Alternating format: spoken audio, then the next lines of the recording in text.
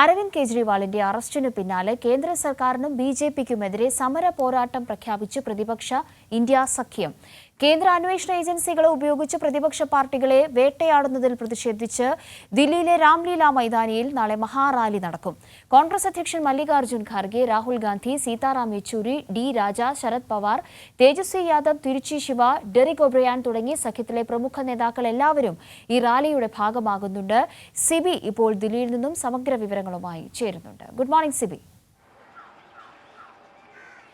Kavya, good morning. അന്വേഷണ ഏജൻസികളെ ഉപയോഗിച്ചുള്ള അടിച്ചമർത്തൽ രീതിക്കെതിരെ ഇപ്പോൾ ഐക്യരാഷ്ട്രസഭ പോലും കേന്ദ്ര സർക്കാരിനെതിരെ ശക്തമായ വാക്കുകളിൽ കൂടി പ്രതികരിച്ചിരിക്കുന്ന ഒരു ഘട്ടമാണ്. പ്രതിപക്ഷ സഖ്യം വലിയ തോതിലുള്ള ആശങ്ക ഇപ്പോൾ ജനങ്ങൾക്കൊപ്പം നിന്നുകൊണ്ട് പ്രകടിപ്പിച്ചിട്ടുണ്ട്. നാളെ ഇതിന്റെ എല്ലാം ഒടുവിലായി ഒരു പ്രതിഷേധ മഹാറാലി നടക്കാനിരിക്കുകയാണ്. എങ്ങനെയാണ് പരിപാടികൾ? കാവ്യ, അരവിന്ദ് കെജ്രിവാളിൻ്റെ അറസ്റ്റിന് പിന്നാലെയാണ് പ്രതിപക്ഷ സഖ്യമായ ഇന്ത്യ ഇത്തരത്തിൽ ഒരു വലിയ പ്രതിഷേധം കേന്ദ്ര സർക്കാരിനും ബിജെപിക്കുമെതിരെ ആഹ്വാനം ചെയ്തത്. അത് നാളെയാണ്. നാളെ രാംലീല മൈതാനിയിൽ വൻ പ്രതിഷേധം ഉണ്ടാകുമെന്ന കാര്യത്തിൽ സംശയമില്ല. എന്തായാലും ഈ തെരഞ്ഞെടുപ്പ് പ്രചരണം ചൂടുപിടിച്ച സാഹചര്യത്തിൽ ഇതൊരു വലിയ ശക്തി പ്രകടനമാക്കി മാറ്റാനുള്ള ഒരു തിരക്കിലാണ് പ്രതിപക്ഷ സഖ്യമായ ഇന്ത്യ. എന്തായാലും നമുക്കറിയാം, കേന്ദ്ര സർക്കാർ അന്വേഷണ ഏജൻസികളെ ഉപയോഗിച്ചുകൊണ്ട് പ്രതിപക്ഷ പാർട്ടികളെയും പ്രതിപക്ഷ നേതാക്കളെയും വേട്ടയാടുന്നു എന്നല്ല നിലയിൽ നേരത്തെ മുതൽ തന്നെ ആക്ഷേപം ഉയരുന്നതാണ്. പക്ഷേ ഇത് ശരിവയ്ക്കുന്ന കൂടുതൽ കാര്യങ്ങളാണ് പുറത്തു വരുന്നത്. പ്രത്യേകിച്ച് അരവിന്ദ് കെജ്രിവാളിനെ ഈ ലോക്സഭാ തെരഞ്ഞെടുപ്പ് പടിവാതിൽക്കൽ നിൽക്കെ അറസ്റ്റ് ചെയ്യുന്നു. മാത്രമല്ല, ഇപ്പോൾ ആദായ നികുതി വകുപ്പിൻ്റെ നോട്ടീസ് കോൺഗ്രസിന് വീണ്ടും ലഭിച്ചിരിക്കുന്നു. അതിന് പിന്നാലെ കോൺഗ്രസിന് മാത്രമല്ല CPM-നും CPI-ക്കും അതുകൂടാതെ തൃണമൂലിനും അടക്കമുള്ള എല്ലാ പ്രതിപക്ഷ പാർട്ടികൾക്കും ആദായ നികുതി വകുപ്പിൻ്റെ നോട്ടീസ് ലഭിക്കുന്ന സാഹചര്യം ഉണ്ടാകുന്നു. അങ്ങനെ ഈ ആദായ നികുതി വകുപ്പിനെയും CBI-യെയും ED-യെയും എല്ലാം തന്നെ ഉപയോഗിച്ചുകൊണ്ട് ഏതൊക്കെ രീതിക്ക് പ്രതിപക്ഷ പാർട്ടികളെ ദുർബലപ്പെടുത്താൻ കഴിയുമോ ആ രീതിക്കെല്ലാം നിലയും സാമ്പത്തികമായും രാഷ്ട്രീയമായും ദുർബലപ്പെടുത്തുക എന്നുള്ള ഒരു ജനാധിപത്യ വിരുദ്ധമായ നീക്കം BJP സർക്കാർ തുടരുന്ന പശ്ചാത്തലത്തിലാണ് ഇപ്പോൾ രാംലീല മൈതാനിയിൽ വളരെ വലിയൊരു പ്രതിഷേധം, ഒരു മുന്നറിയിപ്പായി നാളെ ഉണ്ടാകാൻ പോകുന്നത്. എന്തായാലും വലിയ ബഹുജന പങ്കാളിത്തം അടക്കം ഉണ്ടാകും. അതുകൂടാതെ പ്രതിപക്ഷ സഖ്യത്തിലെ പ്രധാനപ്പെട്ട നേതാക്കളെല്ലാം തന്നെയും അണിനിരക്കും.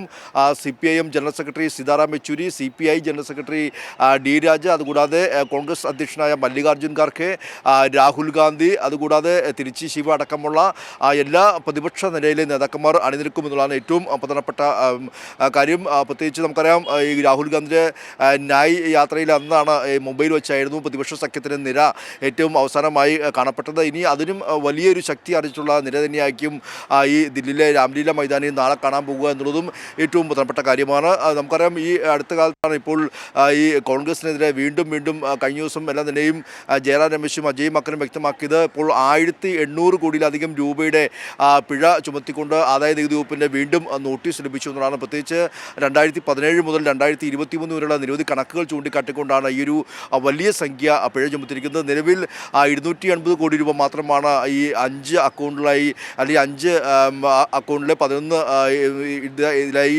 ബാങ്കുകളിലായി ഇപ്പോൾ കോൺഗ്രസിനുള്ളത്. അതായത് പ്രചരണം നടത്താൻ പോലും പണമില്ല എന്നൊരവസ്ഥ ഇപ്പോൾ കോൺഗ്രസ് വീണ്ടും ആവർത്തിക്കുന്ന ഒരു പശ്ചാത്തലം ഉണ്ടാകുന്നു. അതേസമയം തന്നെ ഉയർത്തുന്ന മറ്റു പ്രധാനപ്പെട്ട കാര്യം, ഈ ഒരു 2017 മുതൽ 2023 വരെ ആദായ നികുതി വകുപ്പിൻ്റെ ഈ നോട്ടീസ് കോൺഗ്രസിനും മറ്റു പാർട്ടികൾക്കും ലഭിക്കുമ്പോൾ BJPക്ക് ഇതേ സമയത്ത് 4800 കോടി രൂപയുടെ സംഭാവന ലഭിച്ചിട്ടുണ്ട്.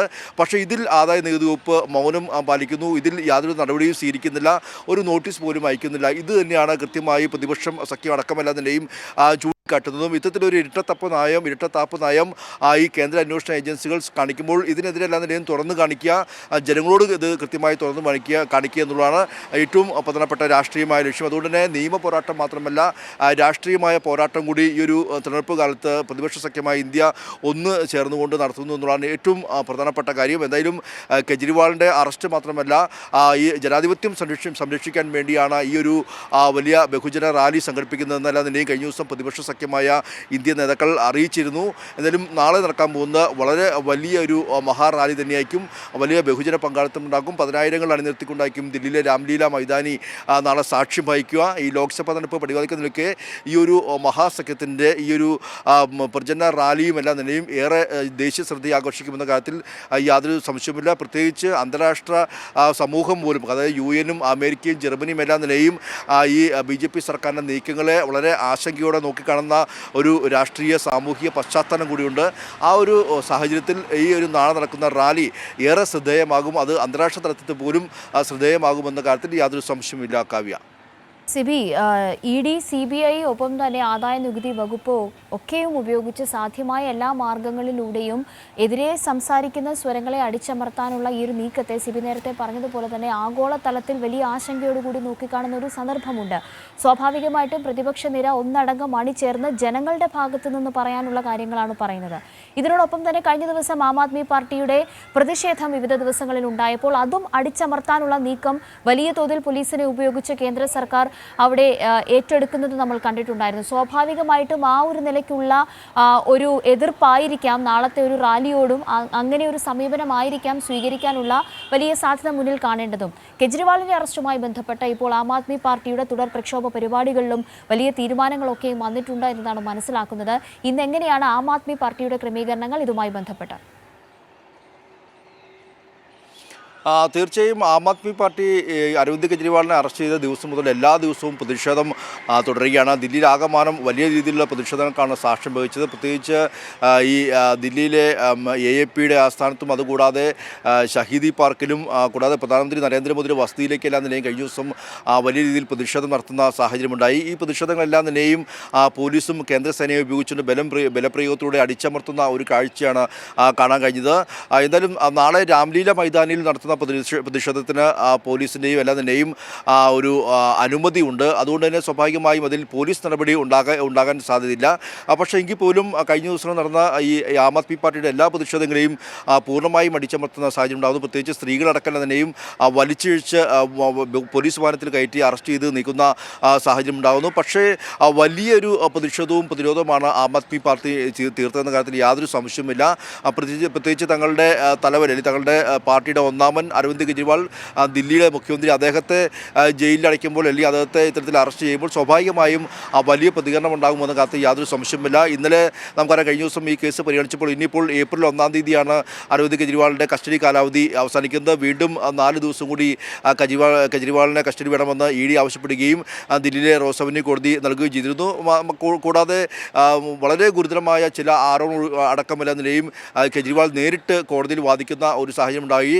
100 കോടി രൂപയുടെ അഴിമതി ഉണ്ട് എന്ന് ED പറയുന്നു. പക്ഷേ എവിടെയാണ് 100 കോടി ED കണ്ടെത്തിയിട്ടുള്ളത്? മാത്രമല്ല എന്തെങ്കിലും ഡിജിറ്റൽ തെളിവുകളുണ്ടോ? അതുമാത്രമല്ല ഈ കേസിൽ മറ്റൊരു മാപ്പുസാക്ഷിയായി മാറിയ ശരത്ചന്ദ്ര റെഡ്ഡി അദ്ദേഹം 55 കോടി രൂപയാണ് BJPക്ക് നൽകിയത്. ഇതിലെല്ലാം തന്നെയും അന്വേഷണം വേണമെന്ന് കൃത്യമായി കോടതിക്ക് മുൻപിൽ ആം ആദ്മി പാർട്ടി മുന്നോട്ട് വെച്ചിട്ടുണ്ട്. അങ്ങനെ നിയമ പോരാട്ടം ആം ആദ്മി പാർട്ടി മുന്നോട്ട് പോവുകയാണ്.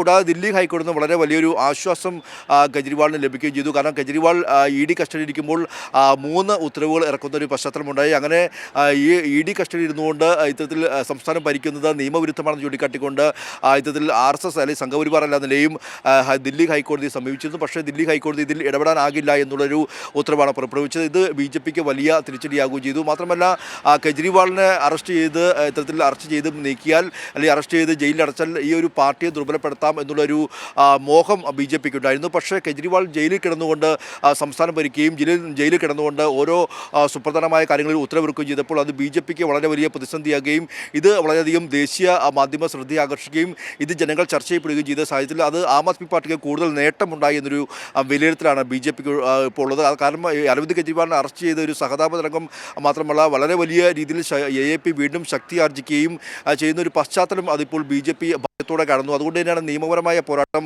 ദില്ലി ഹൈക്കോടതിയിൽ മറ്റൊരു രീതിക്ക് ഇതിൽ നടത്തിയത്. മാത്രമല്ല അവിടെ ഒരു രാഷ്ട്രപതി ഭരണം ഏർപ്പെടുത്താൻ വേണ്ടി ലഫ്റ്റനന്റ് ഗവർണർ സക്സേന അവിടെ തേടുന്ന ഒരു പശ്ചാത്തലം കൂടിയൊക്കെ ഉണ്ടായി.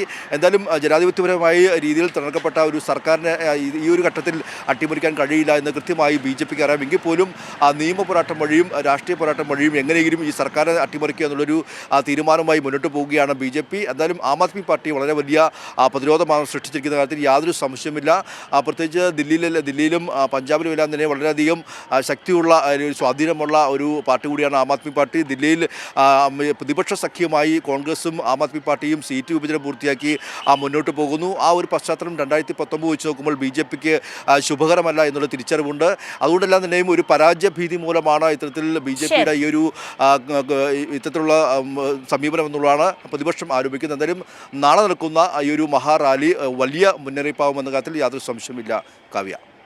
ശരി, സിബിയാണ് സമഗ്ര വിവരങ്ങൾ ദില്ലിയിൽ നിന്നും നൽകിയത്.